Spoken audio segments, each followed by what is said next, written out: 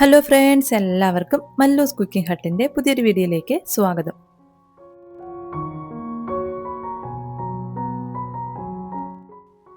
ഇന്നത്തെ വീഡിയോ എന്ന് പറയുന്നത് നല്ല അടിപൊളിയായിട്ടുള്ളൊരു പഴംപൊരിയാണ്. ഈ ഒരു പഴംപൊരി നമ്മൾ തയ്യാറാക്കിയിട്ടുള്ളത് അവലൊക്കെ ഒന്ന് നിറച്ചിട്ടാണ്. അപ്പോൾ ഈ അവൽ നിറച്ചിട്ടുള്ള നല്ല അടിപൊളിയായിട്ടുള്ള ഈ ഒരു പഴംപൊരി എങ്ങനെയാണ് തയ്യാറാക്കി എടുക്കുന്നതെന്നൊന്ന് നോക്കാം.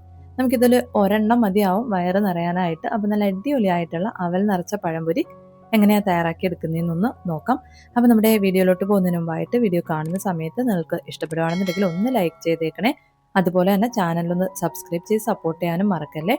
അപ്പം നമ്മുടെ ഈ ഒരു പഴംപൊരി തയ്യാറാക്കാനായിട്ട് ഞാൻ 4 ഏത്തപ്പഴം എടുത്തിട്ടുണ്ട്. ഒരുപാട് പഴുത്തൊലഞ്ഞ പഴം എടുക്കാൻ പാടില്ല, എന്നാൽ അത്യാവശ്യം നല്ലതുപോലെ പഴുത്തിട്ടുള്ള പഴം വേണം എടുക്കാനായിട്ട്. ഈ പഴത്തിൻ്റെ 2 സൈഡ് തണ്ടൊക്കെ ഒന്ന് കട്ട് ചെയ്ത് മാറ്റിയിട്ടുണ്ട്.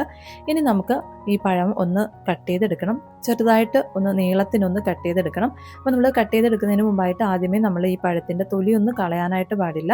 തൊലി കളയാതെ വേണം ഒന്ന് കട്ട് ചെയ്ത് എടുക്കാനായിട്ട്. തൊലി നമ്മൾ ആദ്യമേ മുഴുവൻ തൊലിയും കളഞ്ഞിട്ടാണ് നമ്മളിത് കട്ട് ചെയ്തൊക്കെ എടുക്കുന്നതെങ്കിൽ നമ്മൾ ഫില്ലിങ്ങൊക്കെ നിറച്ച് വരുന്ന സമയത്ത് പഴമൊക്കെ നന്നായിട്ടൊന്ന് പിതുങ്ങി പോവും. അപ്പോൾ അത് ഒഴിവാക്കാൻ വേണ്ടിയിട്ട് നമ്മൾ ആദ്യമേ തൊലി പൂർണ്ണമായിട്ടും കളയാൻ പാടില്ല. തൊലി കളയാതെ നമുക്ക് എത്ര ഭാഗമാണോ നമ്മൾ കട്ട് ചെയ്ത് എടുക്കേണ്ടത് ആ ഒരു ഭാഗത്തുള്ള തൊലി മാത്രം ഒന്ന് കളഞ്ഞതിന് ശേഷം നമുക്ക് കത്തി വെച്ചിട്ട് 2 സൈഡും ഇതുപോലെ ചെറുതായിട്ടൊന്ന് നീളത്തിനൊന്ന് കട്ട് ചെയ്ത് എടുക്കാം. ഇനി നമ്മൾ കട്ട് ചെയ്തെടുക്കുമ്പോൾ ശ്രദ്ധിക്കേണ്ട ഒരു കാര്യം, നമ്മൾ ആദ്യം ഒരു 1/4 ഭാഗത്തോളം കനത്തിൽ ഒന്ന് കട്ട് ചെയ്തെടുക്കാം. കട്ട് ചെയ്തെടുക്കുന്ന ഈ ഒരു നീളത്തിലുള്ള ഈ ഒരു പോർഷൻ നമ്മൾ കളയാൻ പാടില്ല.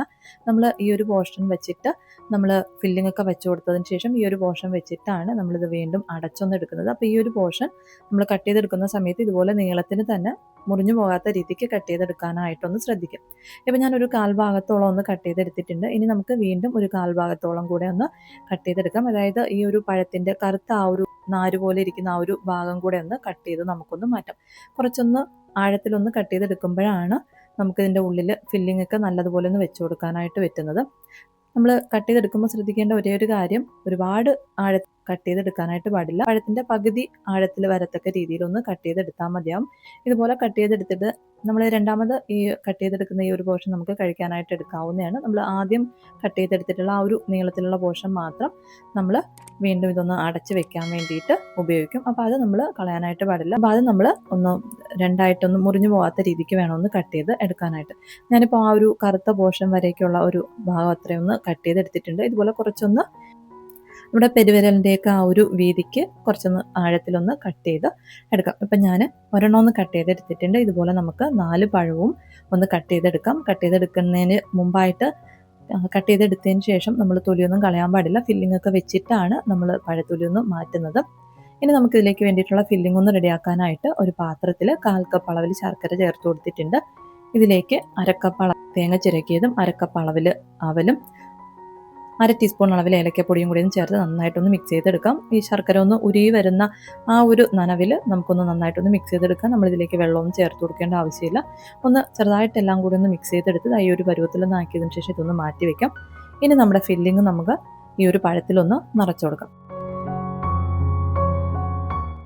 അപ്പോൾ നമ്മൾ കട്ട് ചെയ്ത് വെച്ചിട്ടുള്ള പഴം നമുക്ക് ഓരോന്നായിട്ട് എടുത്ത് ഇതിൻ്റെ ആ ഒരു നമ്മൾ പഴം കട്ട് ചെയ്തെടുത്തിട്ടുള്ള ആ ഒരു ഗ്യാപ്പിൽ നമ്മൾ റെഡിയാക്കി വെച്ചിട്ടുള്ള ഫില്ലിംഗ് ഒന്ന് വെച്ച് നിറച്ച് കൊടുക്കാം. കുറച്ചൊന്ന് അമർത്തി വെച്ച് വേണം ഒന്ന് ഫില്ലിംഗ് വെച്ച് കൊടുക്കാനായിട്ട്. ഇല്ല എങ്കിൽ മാത്രമേ കുറച്ചധികം ഫില്ലിങ് നിറഞ്ഞിരിക്കുകയുള്ളൂ. ഇല്ലാന്നുണ്ടെങ്കിൽ കുറച്ചായിരിക്കും അവലൊക്കെ നമുക്ക് വെച്ച് കൊടുക്കാനായിട്ട് പറ്റുന്നത്. അപ്പം കുറച്ചൊന്ന് അമർത്തി കൊടുത്ത് വേണം ഒന്ന് ഫില്ലിംഗ് ഒന്ന് നിറച്ച് എടുക്കാനായിട്ട്. അതിനുശേഷം നമ്മൾ ആദ്യം എടുത്ത് മാറ്റി വെച്ചിട്ടുള്ള ആ ഒരു നീളത്തിലുള്ള പഴത്തിൻ്റെ പീസ് കൂടെ ഇതിന് മുകളിലായിട്ട് വെച്ചിട്ട് നല്ലതുപോലെ ഒന്ന് പ്രസ് ചെയ്ത് കൊടുക്കാം.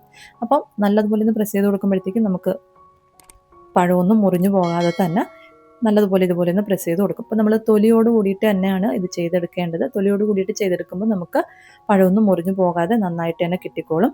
ഇതുപോലെ നന്നായിട്ടൊന്ന് അടച്ചെടുത്തതിന് ശേഷം വേണം നമുക്ക് തൊലി കുറേശ്ശെ ആയിട്ടൊന്ന് ഇളക്കി മാറ്റാനായിട്ട്.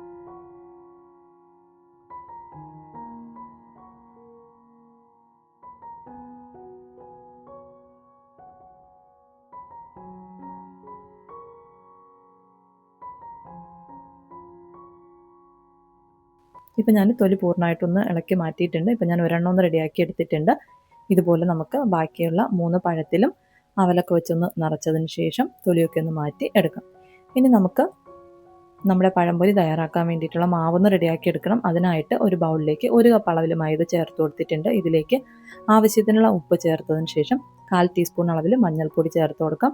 ഇതിൻ്റെ കൂടെ തന്നെ 2-3 സ്പൂൺ അളവിൽ പഞ്ചസാര കൂടി ഒന്ന് ചേർത്ത് കൊടുക്കാം. ഇനി നമുക്കിത് നന്നായിട്ടൊന്ന് മിക്സ് ചെയ്തെടുക്കാം.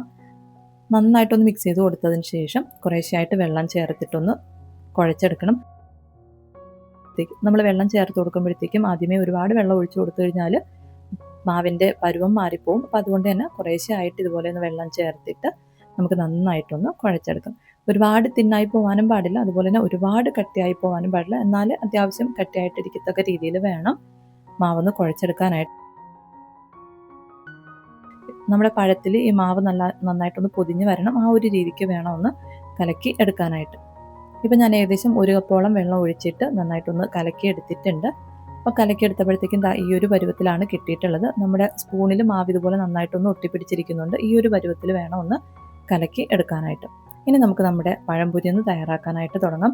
അപ്പോൾ അതിനായിട്ട് എണ്ണയൊന്ന് ചൂടാകാനായിട്ട് വെച്ചിട്ടുണ്ട്. എണ്ണ നല്ലതുപോലെ ഒന്ന് ചൂടായിട്ട് മീഡിയം ഫ്ലെയിമിലോട്ട് മാറ്റിയിട്ട് വേണം നമ്മൾ പഴംപൊരി തയ്യാറാക്കി എടുക്കാനായിട്ട്. അപ്പോൾ എണ്ണ ചൂടായിട്ടുണ്ടോ എന്ന് അറിയാൻ വേണ്ടിയിട്ട് ചെറിയൊരു ടിപ്പുണ്ട്. അപ്പോൾ അതറിയാൻ വേണ്ടിയിട്ട് നമ്മുടെ കയ്യിൽ വുഡൻ സ്പാച്ചുല ഉണ്ടെന്നുണ്ടെങ്കിൽ, അല്ലെങ്കിൽ ടൂത്ത് പിക്കോ എന്തെങ്കിലും ഉണ്ടെന്നുണ്ടെങ്കിൽ നമുക്കത് ഈ എണ്ണയിലേക്കൊന്ന് ഇട്ട് കൊടുക്കുന്ന സമയത്ത് ഇട്ട ഉടനെ തന്നെ ഈ ഒരു സ്പാച്ചുലയിലൊന്ന് ബബിൾസ് വരാനായിട്ട് തുടങ്ങും. ഇങ്ങനെ വന്നു കഴിഞ്ഞാൽ എണ്ണ കറക്റ്റായിട്ട് നന്നായിട്ടൊന്ന് ചൂടായിട്ടുണ്ടെന്നാണ് അർത്ഥം. ഈ ഒരു ചൂടിലായിക്കഴിഞ്ഞാൽ നമുക്ക് പഴംപൊരി പിന്നെ ഇതിലേക്കൊന്ന് ഇട്ട് കൊടുക്കാവുന്നതാണ്. അപ്പോൾ അതിനായിട്ട് നമ്മൾ റെഡിയാക്കി വെച്ചിട്ടുള്ള മാവിൽ അവൽ നിറച്ച് വെച്ചിട്ടുള്ള പഴം ഓരോന്നായിട്ട് ഒന്ന് ഇട്ടതിന് ശേഷം മാവ് നന്നായിട്ട് ഇതുപോലെ ഒന്ന് പൊതിഞ്ഞെടുക്കാം. അതിനുശേഷം നമുക്ക് ഈ മാവിൽ നിന്ന് എടുത്ത് നല്ല ചൂടായിട്ടുള്ള എണ്ണയിലേക്കൊന്ന് ഇട്ട് കൊടുക്കാം. നമ്മൾ എണ്ണയിൽ ഈ പഴം ഇട്ട് കൊടുത്ത ഉടനെ തന്നെ ചെറുതായിട്ട് ഇതിൻ്റെ മുകളിലായിട്ട് ഇതുപോലെ എണ്ണയൊന്ന് കോരി ഒഴിച്ചു കൊടുക്കാം. അപ്പോഴത്തേക്കും ഈ പുറത്തുള്ള മാവ് ഒലിച്ചു പോകാതിരിക്കും. അതിലേക്ക് വേണ്ടിയിട്ടാണ് ഇങ്ങനെ തയ്യാറാക്കി എടുക്കുന്നത്. അപ്പോൾ ഇങ്ങനെ എണ്ണ പുറത്ത് ഒഴിച്ചു കൊടുക്കുന്ന സമയത്ത് ആ മാവ് ചെറുതായിട്ടൊന്ന് ഫ്രൈ ആയി വരും. ആ ഒരു സമയം നമുക്ക് രണ്ടാമത്തെ പഴം നമുക്ക് മാവിൽ മുക്കി എണ്ണയിലേക്കൊന്ന് ഇട്ട് കൊടുക്കാം. അതിനുശേഷം നമുക്ക് വീണ്ടും രണ്ടാമത്തെ പഴത്തിൻ്റെ മുകളിലും ഇതുപോലെ ഒന്ന് എണ്ണ കോരി ഒഴിക്കാം. അപ്പോൾ അതും ചെറുതായിട്ടൊന്ന് വെന്ത് വരും. ഇനി നമുക്ക് ഒരു സൈഡൊന്ന് വേവിച്ചെടുത്തതിന് ശേഷം നമുക്കിതൊന്ന് മറിച്ചിട്ട് കൊടുക്കാം. 2 സൈഡും തിരിച്ചും മറിച്ചിട്ട് നല്ലതുപോലെ ഒന്ന് വേവിച്ച് എടുക്കാം. 2 സൈഡും നല്ലതുപോലെ ഒന്ന് വേവിച്ചെടുത്തതിന് ശേഷം നമുക്കിത് എണ്ണയിൽ നിന്ന് കോരി മാറ്റാവുന്നതാണ്. ഇതുപോലെ നമുക്ക് ബാക്കിയുള്ള 2 പഴം കൂടി ഒന്ന് ഫ്രൈ ചെയ്ത് എടുക്കാം. അപ്പോൾ ഇത്രയേ ഉള്ളൂ. നമുക്ക് എളുപ്പത്തിൽ തന്നെ തയ്യാറാക്കി എടുക്കാൻ പറ്റുന്ന നല്ല അടിപൊളിയായിട്ടുള്ള അവൽ നിറച്ച പഴംപൊരി റെഡി ആയിട്ടുണ്ട്. അപ്പോൾ എന്തായാലും ഒരു പ്രാവശ്യം ഇതുപോലെ ഒന്ന് തയ്യാറാക്കി നോക്കുക. നമുക്ക് നല്ല ചൂട് ചായയുടെ കൂടെയോ അല്ലെങ്കിൽ കട്ടൻ്റെ കൂടെയൊക്കെ കഴിക്കാൻ പറ്റിയൊരു ഐറ്റം. ഒരെണ്ണം കഴിച്ചാൽ മതി. നമുക്ക് പിന്നെ കുറേ സമയത്തേക്ക് വിശപ്പേ ഉണ്ടാവില്ല. അപ്പോൾ എന്തായാലും ഈ ഒരു ഐറ്റം ഒന്ന് തയ്യാറാക്കി നോക്കുക. നിങ്ങൾക്ക് വീഡിയോ ഇഷ്ടപ്പെടുകയാണെന്നുണ്ടെങ്കിൽ ലൈക്ക് ചെയ്യാനും അതുപോലെ തന്നെ ചാനലൊന്ന് സബ്സ്ക്രൈബ് ചെയ്ത് സപ്പോർട്ട് ചെയ്യാനും മറക്കല്ലേ.